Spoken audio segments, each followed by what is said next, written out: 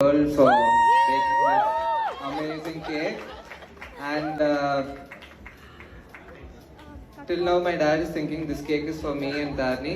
കാളിദാസ് ജയറാമിൻ്റെയും താരണിയുടെയും സംഗീത ദിവസം തന്നെയായിരുന്നു അച്ഛനായ ജയറാമിൻ്റെ 60-ാം പിറന്നാൾ. കാളിദാസ് ജയറാം അച്ഛനു വേണ്ടി ഗംഭീരമായ ഒരു സർപ്രൈസ് ഒരുക്കിയിരിക്കുകയാണ്.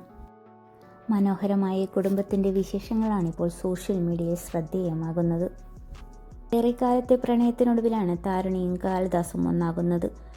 കാളിദാസ് ജയറാമിൻ്റെ വിവാഹ ആഘോഷങ്ങൾ ഗംഭീരമായി തന്നെ നടന്നുകൊണ്ടിരിക്കുകയാണ്.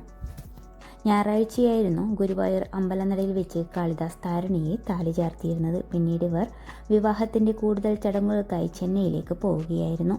ചെന്നൈയിൽ വെച്ച് മനോഹരമായ മെഹന്തി ആഘോഷത്തിൻ്റെ ചടങ്ങിൻ്റെയും ചിത്രങ്ങളെല്ലാം പങ്കുവെച്ച് ഇവർ എത്തിയിരുന്നു. അതെല്ലാം സോഷ്യൽ മീഡിയയിൽ ശ്രദ്ധേയമാവുകയും ചെയ്തിരുന്നു. മാളവികയുടെ വിവാഹം പോലെ തന്നെ കാളിദാസിൻ്റെ വിവാഹവും വലിയ രീതിയിൽ തന്നെ ആഘോഷമാക്കിയിരിക്കുകയാണ് ജയറാമിൻ്റെ കുടുംബം. ഗായകൻ വിജയ് യേശുദാസും കാളിദാസ് ജയറാമിൻ്റെയും താരണിയുടെയും സംഗീത നിശയിൽ പങ്കെടുത്തിരുന്നു.